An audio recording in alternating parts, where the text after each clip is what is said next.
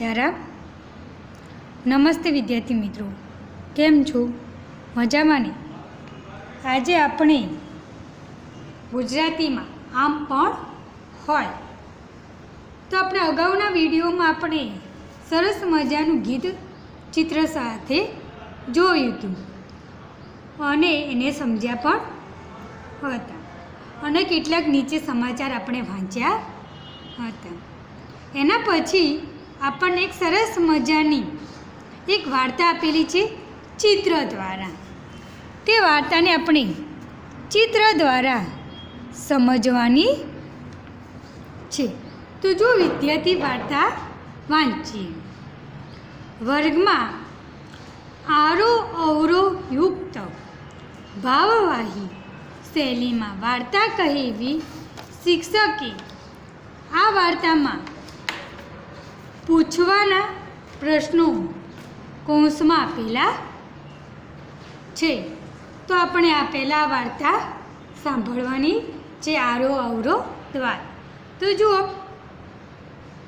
કે ગોરિયો ગુમ। ગોરિયો નામનો એક ખેડૂત છે, એની વાર્તા છે। તો જો આપણે વાંચીએ। એક નાનકડું ગામમાં સોમાભાઈ નામનો ખેડૂત રહે। જે પેલો ખેડૂત હતો, એક નાનકડું ગામ હતું। એ નાનકડા ગામમાં એક ખેડૂત રહેતો હતો।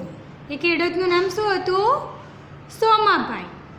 ચિત્રમાં એક ખેડૂતનું ચિત્ર આપેલું છે।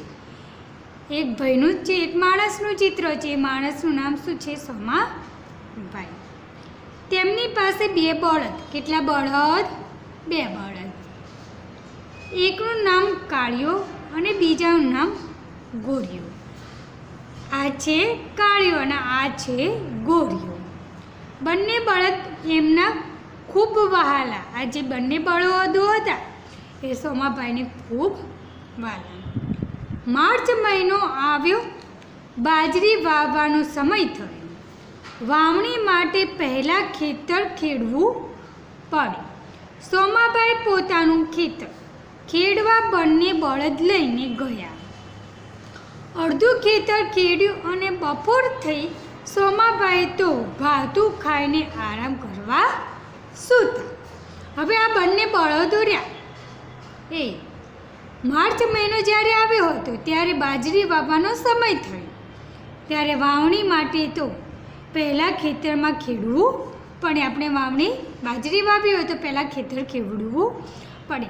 પછી સોમાભાઈ પોતાના ખેતરમાં, આ એમનું ખેતર છે, 2 બળદ લઈને ખેતરમાં ખેડવા ગયા। પછી આ આટલું ખેતર એમને ખેડી નાખ્યું છે। પછી બપોર પડ્યું ત્યારે સોમાભાઈ ભાતું અહીં ઝાડ નીચે ભાતું ખાય છે અને ભાતું ખાય પછી આરામ કરવા થોડી વાર આરામ કરવા સૂઈ ગયા। જાગીને જોયું તો 2 બળદમાંથી એક બળદ ગાયબ। ખેતરમાં કાળિયો જ હતો, ગોરિયો તો દેખાયો જ નહીં। ખેતરમાં ઘણું શોધ્યું પણ ગોરિયો ક્યાંય ન જડ્યો। હવે જે આરામ કરવા સૂઈ ગયા હતા એમાં જ્યારે એ જાગ્યા એમાં શું થયું? જે પેલા 2 બળદ હતા તે 2 બળદમાંથી એક બળદ તો ગાયબ થઈ ગયું। હવે ખેતરમાં કાળિયો જ બળદ હતો, ધોળિયો બળદ, જે પેલો ગોરિયો બળદ હતો એ દેખાયો નહીં। ખેતરમાં ઘણું શોધ્યું પણ ગોરિયો બળદ ક્યાંય ન જડ્યો। હવે જુઓ આગળ કે ગોરિયો ક્યાં ગયો હશે? તો બાજરી વાવતી વખતે પણ સોમાભાઈએ તો ગોરિયાને શોધતા પણ ગોરિયો ક્યાંય ન જડ્યો। બાજરી ઉગીને મોટી થઈ।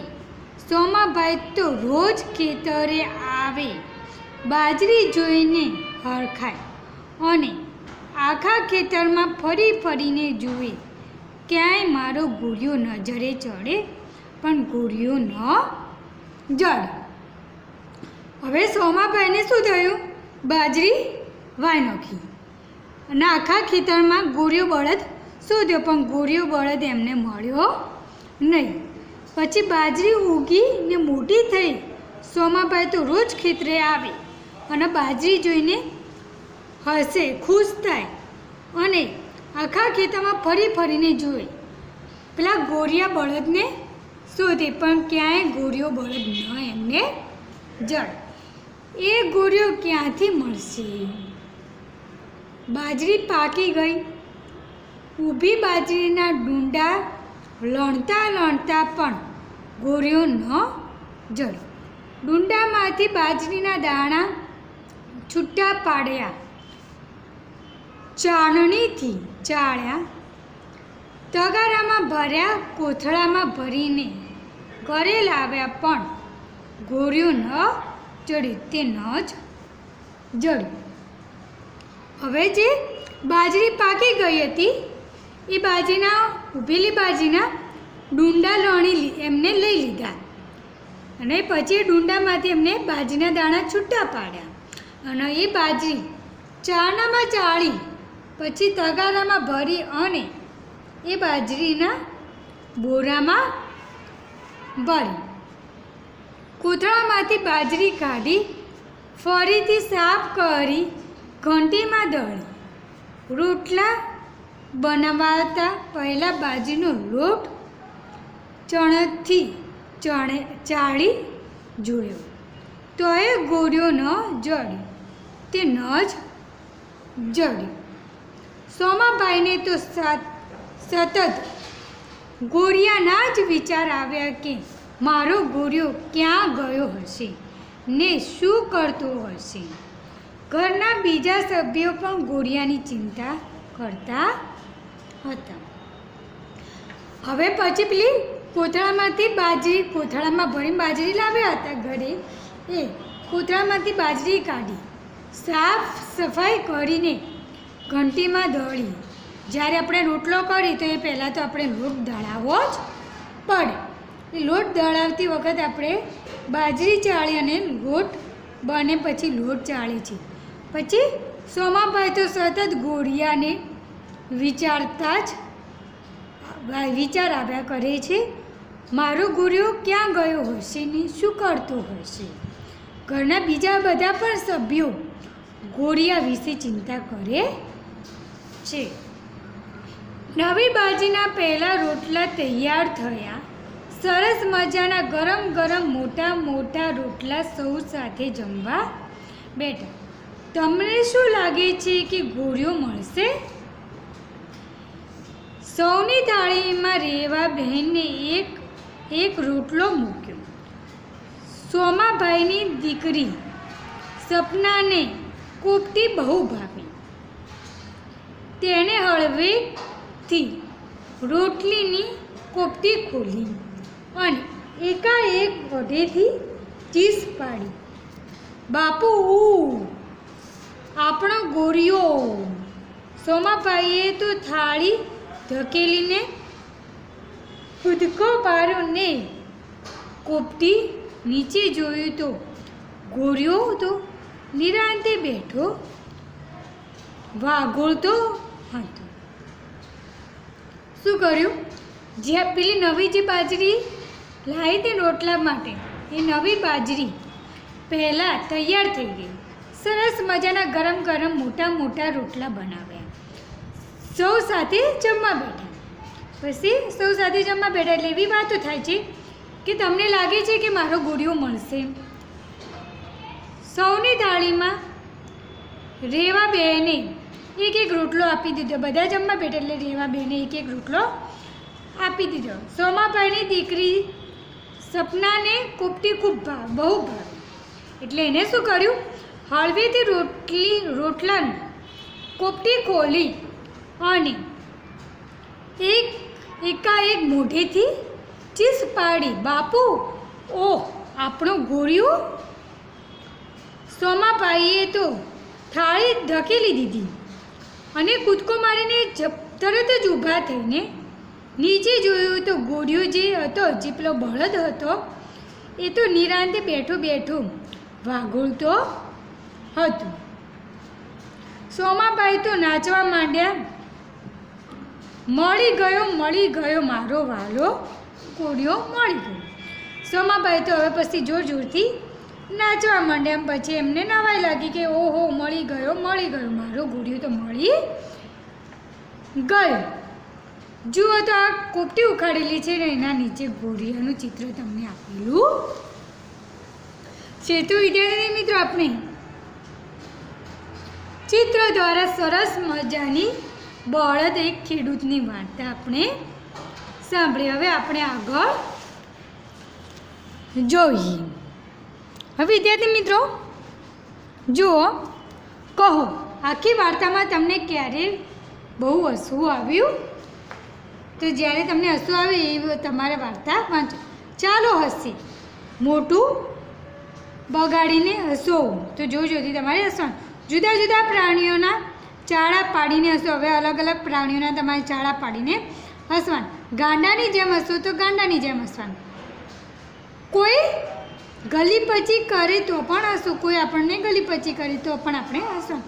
તમારા મમ્મી પપ્પાની જેમ તમે હસો, તમારા મમ્મી પપ્પાને તમારે ચાળા પાડીને તમારે હસવાનું. વાંચો અને હસો, કૌંસમાં આપેલી રીતે હસવું. ઝાડ ઉપરથી કીડી પડી તો નીચે હાથી દબાઈ ગઈ તો હી હી કરીને તમારે હસવાનું. ઉડતા ઉડતા કાગડો એક આંખ બંધ કરી અડધું ઊંઘી ગયો, હો હો કરીને હસવું. પતંગે દોરી છોડવા માટે ફિરકીને મિસ્ટેકોલ કર્યો, હું કરીને હસવાનું. મેં તો ડબ્બામાંથી કંઈ નહીં કાઢીને પેટ ભરી ખાધું, હી કરીને હસવાનું. કીડીએ હાથીની શર્ટ પહેરી લીધું તો હા હા કરીને હસવાનું. મચ્છરે માઇકમાં ગીત ગાવ્યું તો હી હી કરીને હસવાનું. બળદે ખાવા માટે ઘાસનું તાપણું તોડ્યું તો તેના ઉપર સોમાભાઈ બેઠા હતા, હા કરીને તમારે હસવાનું. તો વાતચીત કરવાની. હવે વાતચીત કરવાના કે આ પ્રશ્નો આપેલા છે. તો સોમાભાઈને બંને બળદના નવા નામ પાડ્યા છે. બંને બળદના શું નામ હતા? ગોરિયો અને કાળિયો. ગોરિયો શોધવા સોમાભાઈ કે તપાસ કરી તો બધા ખેતરે તપાસ એમને કરી. છેલ્લા ગોરિયો ક્યાંથી મળ્યો? તો એમની દીકરી રોટલાની કોપટી ખૂબ ભાવતી હતી, રોટલી ઉપરથી તોડી એટલે ગોરિયો મળ્યો. ગોરિયો મળ્યો તે તેમને સાચું લાગે છે કે ગપ્પુ? હવે કેવું હતું? ગોરિયો ક્યાંથી મળ્યો હતો તો તમને સાચું લાગત. તો આ પ્રશ્નોની ચર્ચા તમારી જાતે કરવાની રહેશે. તો વિદ્યાર્થી મિત્રો આપણે આટલા સુધી જોઈ તો તમારે વાર્તા સાંભળવાની અને આ બધી જે હસવાની અને વાંચવાની જે છે એ તમારે જોરજોરથી એનો અભિનય તમારે જાતે જ કરવાનો રહેશે. આપણે અગાઉનું આગળના વિડીયોમાં જોઈશું. હસતું.